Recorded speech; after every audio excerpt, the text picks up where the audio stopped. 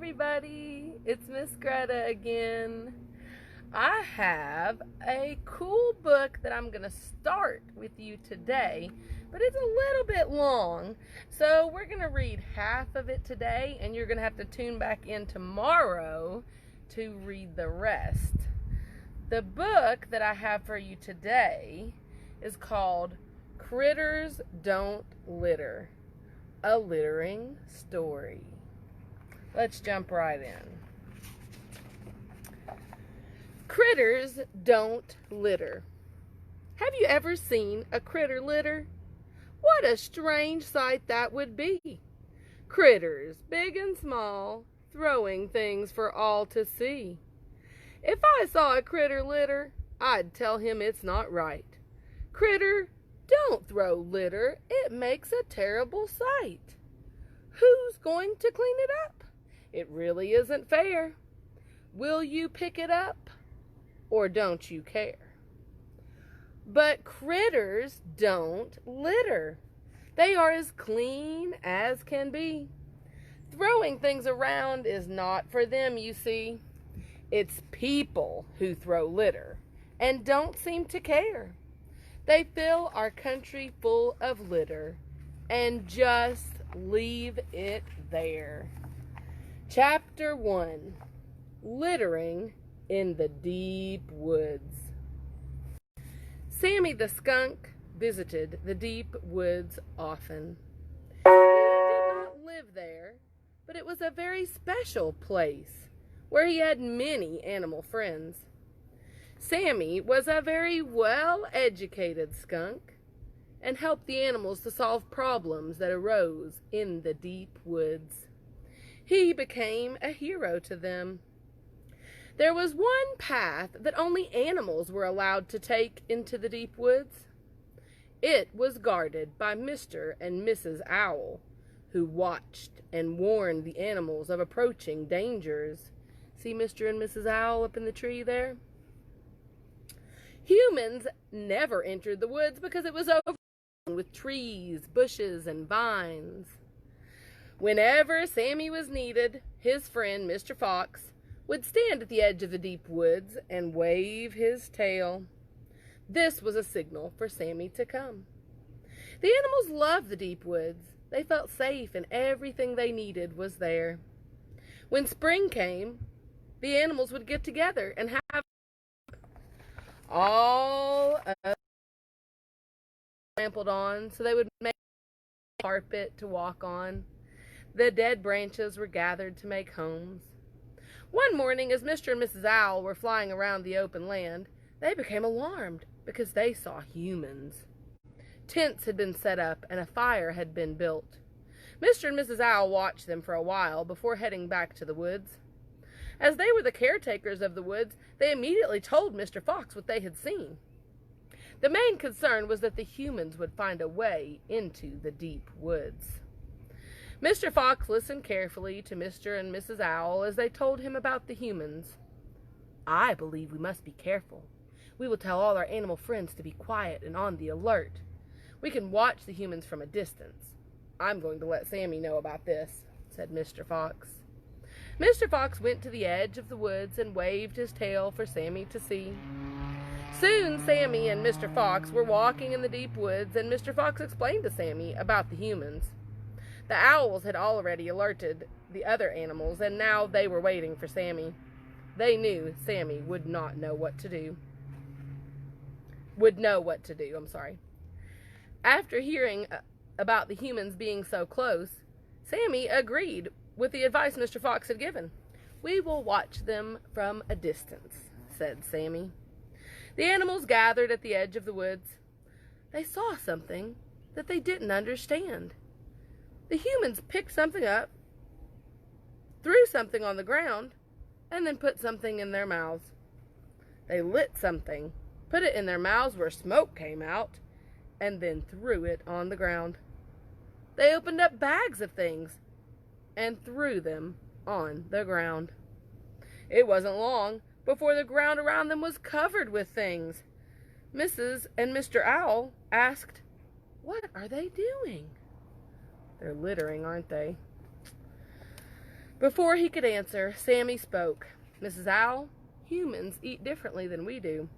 Everything is wrapped or bottled or bagged. When they are young, they're taught to throw things into trash cans or plastic garbage bags and later take it to a place where all of it is buried or sometimes burned. This keeps everything tidy in their world. But where are the trash cans and plastic bags? I don't see any, exclaimed Mrs. Owl. They may have them somewhere. I'm sure they wouldn't just leave everything on the ground, remarked Sammy. All the animals strained their eyes to see what the humans were going to do with all the things they had thrown on the ground. Time went by, and soon the humans packed up their tents, put out the fire, and left. Not one thing was picked up. Mrs. Owl looked sad when she asked Sammy, "They didn't learn to use trash cans or plastic garbage bags, did they?" "I'm afraid no one ever taught them what the right thing is to do," replied Sammy. The animals saw what the humans left on the ground and hung their heads. With tears in her eyes, Mrs. Owl said, "Our land isn't beautiful anymore, is it? It's sad." They watched for some time, thinking that the humans would come back and pick up the things that we'd left on the ground. Finally, Mr. Owl spoke up. "I believe we should all go back to our homes now. There's really nothing we can do." The animals quietly and slowly walked away. Mr. Fox went with Sammy to the edge of the deep woods, where they said their goodbyes. Chapter 2. Andy Comes to Visit. When Sammy got home, his mother and father were waiting for him and could hardly wait to tell him the news. "We have a surprise for you, Sammy. Your cousin Andy is coming today. We expect him at any time now. Why don't you go outside and watch for him?" Sammy hadn't seen his cousin for some time, and he wondered why he was visiting. He knew that Andy was a little older than he and also very well educated. It wasn't too long before Sammy saw Andy coming towards the house. "Hi, Sammy, it's me, Andy. How are you doing? Say it's good to see you." "I'm fine, Andy. You look great. It's good to see you too," said Sammy. "Tell me what you have been up to, Sammy. Is there anything that I should know about?" remarked Andy. Sammy was anxious to tell Andy about the deep woods and all his friends that lived there, but before he could say anything, Andy spoke. "Sammy, I've been appointed to a very important position by the Animal Environmental Protection Agency. I have been taught many things about littering, and I am to teach others what I have learned." "Do you know what littering means?" asked Andy. Sammy was amazed. "I can't believe this, Andy. Yes, I do. I know about littering because I learned about it in school. Just today, we saw littering by humans near the deep woods." Looking very puzzled, Andy asked, "The deep woods? What is that, Sammy?" Sammy pointed to a very dark wooded area that looked like no one would enter it because of all the overgrown trees, bushes, and vines. "You mean you go into a place like that? How can you? I'd stay far away from it," remarked Andy. Sammy laughed. "Andy, it's a very special place. There's a path you can take to get into the woods. Mr. and Mrs. Owl live in a tree and guard the path. I'm going to take you there." "I won't be in any danger, will I?" asked Andy. "Oh, no," said Sammy. "You will be welcomed by all my animal friends. Let's go, and I'll show you what we saw today." Soon they stood under the home of Mr. and Mrs. Owl. Mr. Owl was sitting outside. He opened his eyes wide and glared down. "Sammy, who is that?" he asked. Mr. Owl scared Andy, and he jumped behind Sammy. "You don't have to be afraid, Andy. Mr. Owl won't hurt you," said Sammy. "Mr. Owl, I am very proud to introduce my cousin, Andy. He comes from the city, and he's here for a visit. He works for the Animal Environmental Protection Agency." Mrs. Owl heard what was being said and came out of their home to see who Mr. Owl was talking to. "Oh my, that is wonderful. What do you do?" "You know, we are sort of a protection agency also." We protect all the animals in the deep woods." Andy was no longer frightened. He began to tell about his work to Mr. and Mrs. Owl. Sammy listened carefully. "I have been taught several things about littering. My job is to teach what happens when people litter.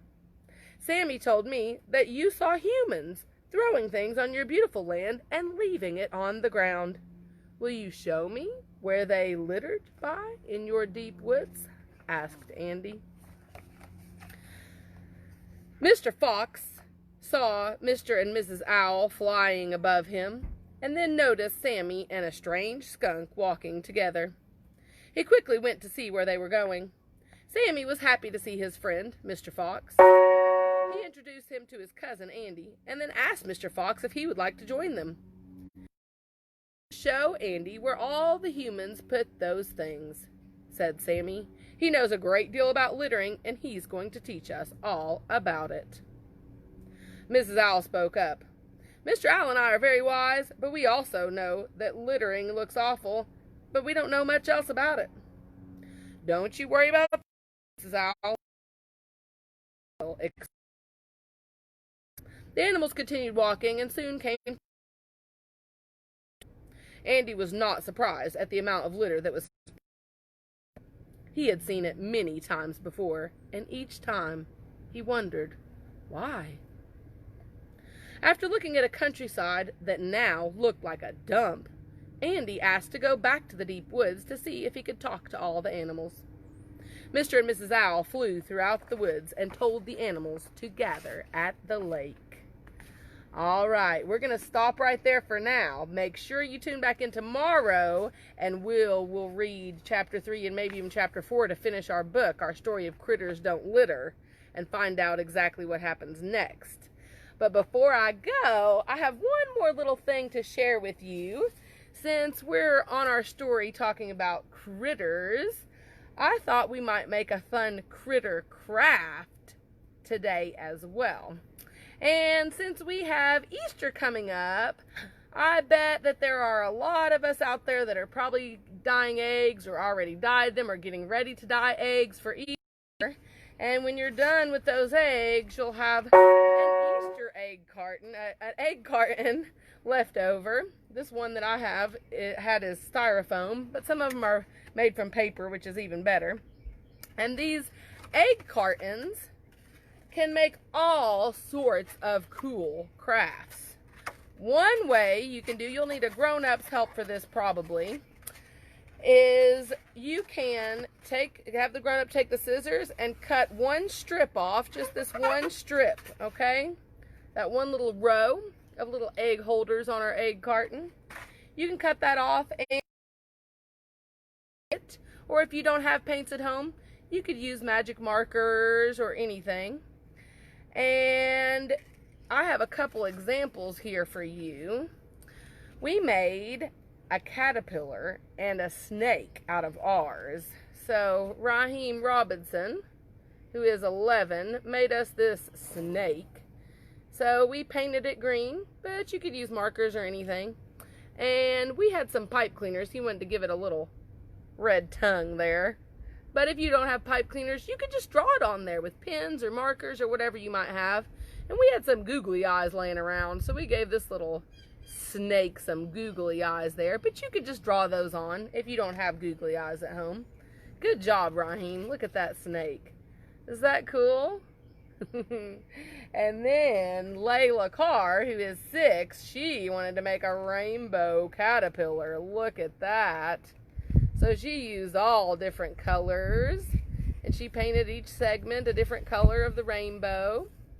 And then because we have a caterpillar here, we used some different color pipe cleaners. But you could draw those on too, or you could make them out of all kinds of different things. Straw help you to fold some paper, and we used googly eyes, and she drew on a little face, and it has some little purple legs there. That's a little cute little caterpillar, huh? Good job, Layla, on the caterpillar. So there's all kinds of different materials you could use. If you don't have paints and craft things lying around, you could make it out of anything. You could reuse different things that would otherwise end up being trash and end up in the landfill to make a fun little Easter decoration and a fun little toy that you can play with there, with caterpillar or a snake. And keep tuning in and we'll do more. We'll show you all kinds of cool things that you can make out of these leftover egg cartons. All kinds of different critters that you might be able to make with those leftover egg cartons after Easter, okay? So make sure you tune in again tomorrow afternoon and we will finish reading Critters Don't Litter. Have a good day. Talk to you soon.